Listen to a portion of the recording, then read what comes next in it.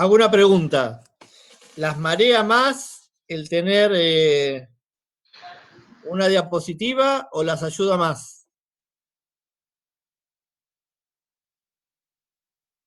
¿Cuál fue la pregunta, profe?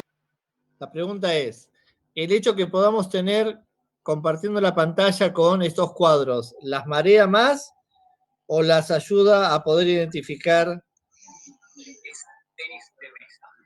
Es mejor, profe, me Ayuda, parece. Bueno, Ya sabemos dónde buscar. seguimos compartiendo entonces.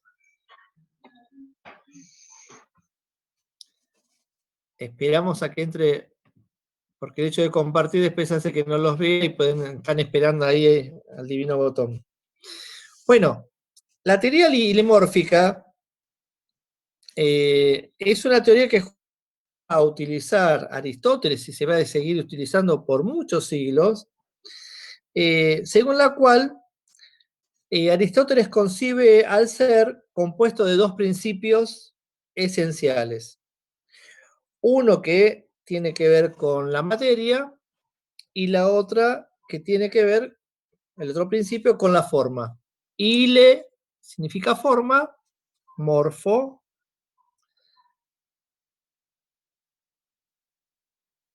materia. Bueno, continuamos. Voy a compartir de nuevo la pantalla, ¿sí?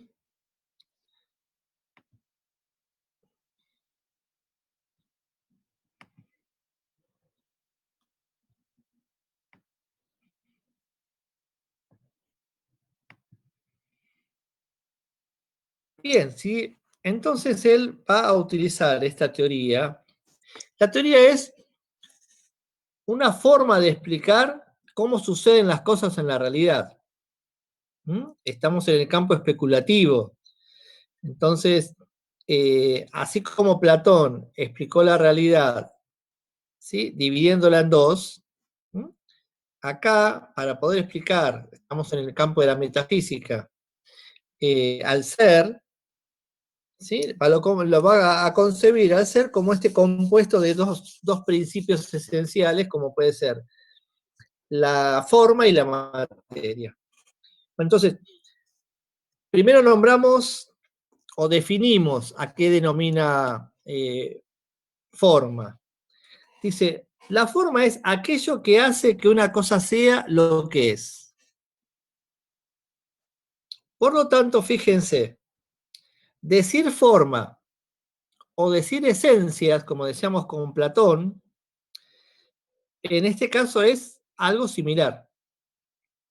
Por eso cuando hablábamos de idea poníamos un montón de otras palabras que por el momento identifican a la misma idea. La forma es aquello que hace que una cosa sea lo que es. Nosotros seguimos agregando ese conjunto de características que me define, que me hace que sea inconfundible. Por eso dice, esas características hace que sea yo, Rubén, y no un sauce.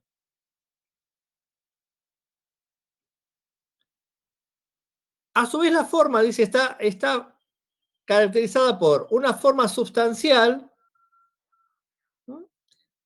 que acá lo estamos identificando con esta sustancia segunda, que conforma esta sustancia individual, y al mismo tiempo por los accidentes. Por los accidentes. Fíjense qué características, no sé si alcanzan a leer, da de estas dos formas. Dice, la forma sustancial, dice, existe por abstracción. Si faltara, dejaría de ser lo que es. Se corresponde a la idea platónica. Nosotros habíamos dicho en el ejemplo anterior, si pudiéramos volver al cuadro anterior, decíamos, la sustancia segunda tiene que ver con esta clasificación que hace, a ver si podemos ir para atrás. ¿Ven? Sustancia individual, y esta sustancia individual encontramos una sustancia segunda que es lo universal, y los accidentes, que es lo particular o lo cambiante.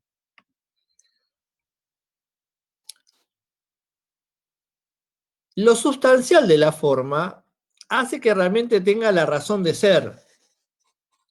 ¿Sí? Lo que yo tengo son definiciones en mi cabeza. Lo que yo tengo son este conjunto de ideas con estas notas distintivas que hace que la cosa sea lo que es y no otra cosa.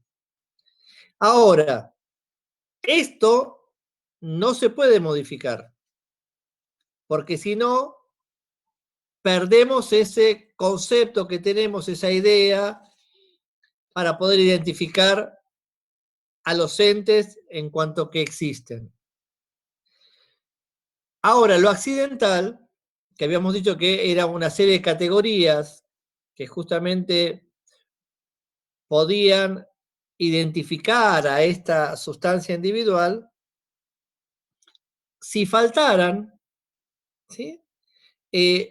No se modificaría la idea, sino que lo que se modificaría es esta sustancia individual. Les doy un ejemplo. Yo puedo decir que lo accidental en este momento es que Marie Curie es joven. Eso es accidental porque lo estamos viendo en una etapa de su vida.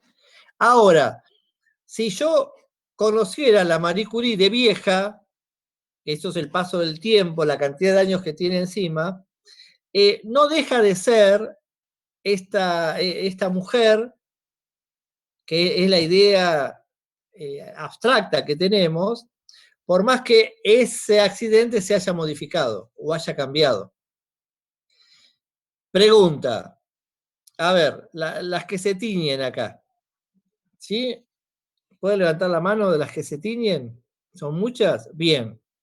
Ahora, les pregunto a ustedes, las chicas que se tiñen, ¿eso modifica en algo lo que ustedes son?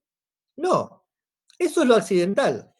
Ustedes podrían teñirse de violeta, de rojo, de rubia, de morocha, de pelirroja, se podrían rapar, estar completamente peladas, y eso es lo que Aristóteles llama accidente, no modificaría lo que ustedes son. ¿Qué es lo sustancial? Ahora, en la sustancia individual, dice, además de la forma, está la materia.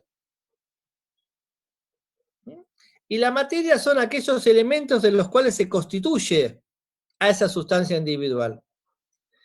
Si ustedes se acuerdan, creo que en la clase anterior o 2 clases para atrás yo le había dado la idea de mesa, ¿sí? Desde Platón. Y decíamos, bueno, existen ciertas características que me permiten identificar con la idea de mesa. ¿Sí? Ahora, esa mesa, cuando lo vamos a encontrar, si hacemos el paralelismo con el mundo sensible de Platón, lo que vamos a encontrar no es la idea de mesa. ¿Qué vamos a encontrar? Los diferentes tipos de mesas que encontramos en la realidad. Y que podrían estar hechas de diferentes materiales, pintadas de diferentes colores. El color, la altura, esos son accidentes. La materia, en este caso, cuando identificamos el concepto mesa, tiene que ver con lo que está constituido esa sustancia individual. Por eso acá dice, es aquello de lo que está hecha una cosa. Esto lo podemos encontrar en la naturaleza. Avanzamos. También lo que le interesa a Aristóteles es poder explicar el gran problema que tienen en la antigüedad, que es el problema del cambio. ¿Por qué las cosas cambian? ¿Se acuerdan que veníamos eso con los filósofos de la naturaleza? Que hay algunos que dicen las cosas no cambian nunca, las cosas continuamente están cambiando. ¿Sí? Bueno, el tema del movimiento de los griegos era un tema fundamental, porque era justamente lo que veían en la realidad.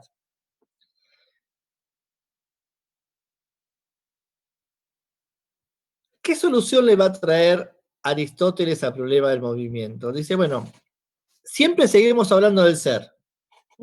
Decimos teoría hilemórfica, estamos hablando de cómo se concibe al ser como un compuesto de dos principios esenciales.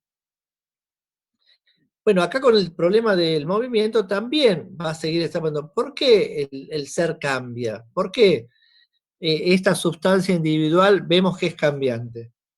Dice, bueno, hay dos modos de ser. Uno en acto y otro en potencia. Cuando nosotros hablamos de la sustancia individual, que está conformada por materia y forma, la forma que está conformada por accidentes y... ¿Qué otra cosa? Sustancia. Y sustancia. Sí, bueno, estos modos de ser en acto es lo que el ente es actualmente. Entonces, ¿qué son ustedes actualmente, en este momento? Docentes en formación y vamos a Bien, ser docentes en formación. Gabriela, Sí. Sí, profe. ¿qué decías? Digo que el ser en acto, o sea, en acto ahora nosotros somos docentes en formación o alumnas. Y Bien, en y están en potencia de docentes, vamos a ser docentes. de ser docentes. Bien. Ahora pueden decir que ustedes en acto son hijas, ¿m? Pero están en potencia de poder llegar a ser madres. ¿Sí? El ser en acto lo que me implica es lo que yo en este momento, en esta actualidad, soy. Lo que en este momento soy. Pero lo que dice del ser, que el ser también tiene en sí un montón de manifestaciones que se encuentran ya presentes, por eso hablan de potencia, habla de posibilidad, de aquello que puede llegar a ser. Entonces, ¿cómo explica el movimiento? Dice, el movimiento es muy fácil. Cuando nosotros percibimos al ser, lo percibimos como es actualmente, pero a su vez presentan un montón de potencialidades o características que no están desarrolladas, pero que en sí pueden llegar a desarrollarse. En sí pueden llegar a desarrollarse. ¿Sí? Por lo tanto, me permite explicar por qué se suceden estos diversos actos o cambios o modificaciones. Pero siempre estos modos de ser, de acto y potencia, lo que van a explicar es lo que sucede en la realidad, lo que nos sucede a todos los entes que existen. Segunda, conceptos o teorías para poder explicar, el del acto y potencia.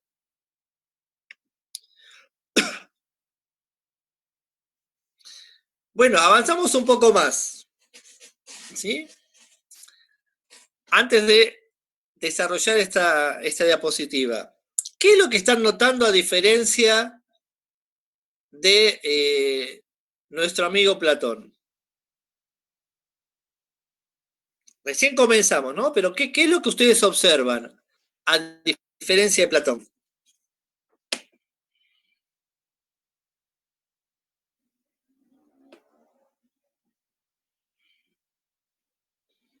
Qué caras, ¿eh? No, son iguales los dos. Profe, ¿puede ser que Platón explique todo en mito? Bueno, hasta ahora fíjense que lo que estamos explicando no tiene nada que ver con mitos. Es una de las críticas que le hacía a su maestro. ¿Y qué está utilizando? La ciencia. Para poder explicar la realidad. Está utilizando conceptos, está utilizando justamente organizar un sistema conceptual que nos permita describir la realidad. acá, en estas poquitas diapositivas que estamos viendo, aparecieron un montón de ideas que se convierten en definiciones que van a referirse a las sustancias individuales. El mito ha desaparecido. Lo que intenta es, a partir de la observación, buscar este conocimiento que decía que es universal y abstracto. Un conocimiento que sea universal y abstracto, es decir, que lo pueda entender mi intelecto. Y porque es universal y abstracto, lo podemos sintetizar en un concepto que tiene que ver con la esencia, que tiene que ver ahora en el idioma o el lenguaje de Aristóteles, tiene que ver con las formas. Lo que no cambia es la forma. ¿Sí? ¿Podemos continuar un poquito más? Termino esta y veo otra diapositiva más y por hoy vamos a cerrar porque necesitamos volver al texto. Con respecto a la forma, lo que él va a seguir identificando del ser, dice, existen seres naturales y seres artificiales. ¿Qué es un ser artificial?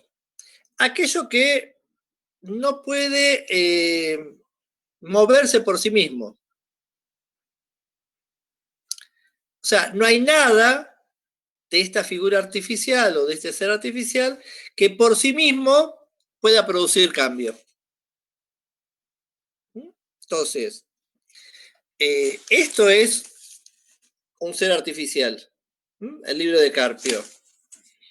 Esto, que es un bolígrafo, es un ser artificial. Esos anteojos que tengo en la mano y los que tengo puestos son seres artificiales. Por sí mismos no producen ningún cambio. Y los va a diferenciar de los seres naturales, ¿sí? Que justamente la característica del ser natural es que justamente posee movimiento y tiene capacidad también de organizar ese movimiento. Entonces, ¿a qué nos vamos a referir con ser natural? A todos los seres que existen, que están dotados de materia y que además tienen determinadas capacidades. Y por el otro lado también vamos a hablar sobre que en ese ser natural existe una causa final. Para poder explicar causa final, tenemos que ir a otras teorías, que es, bueno, de dónde o cómo se construye todo lo que existe respecto a los entes. ¿Sí? Vamos a cerrar con esto. En esta relación de los seres naturales, ¿sí? Que después vamos a explicar qué entendemos, cómo se causan, cómo se forman. Él hace una clasificación de 3 tipos de seres naturales. Y la clasificación es una vida vegetativa, una vida sensitiva y una vida racional. Cada uno de estos 3 tipos de seres naturales, según la clasificación de Aristóteles, posee ciertas cualidades en cómo está conformado el ser. Por ejemplo, lo que identifica a la vida vegetativa es que nacen, se alimentan, crecen, envejecen y mueren. En cuanto a la vida sensitiva, la diferencia con la vida vegetativa es que puede sentir, puede moverse, es decir, tiene esta capacidad de traslación, y va a decir también tiene memoria. La vida sensitiva está asociada a los animales. Y en cuanto a la vida racional o el ser natural racional, está justamente identificado con la capacidad de razonar y esta la va a identificar el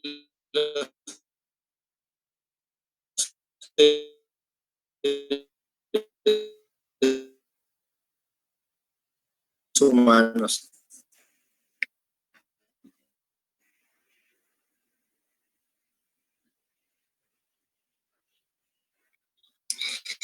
Bueno, esta es la primera cosa. De Platón, Aristóteles, para explicar la realidad, va a utilizar muchos conceptos y va a hacer muchas clasificaciones. Si uno quiere identificar a Aristóteles, lo que automáticamente todo conceptualizó, pero tiene la ventaja que cuando yo puedo relacionar todos esos conceptos, porque tienen un orden lógico, es mucho más fácil comprender las teorías que tiene Aristóteles.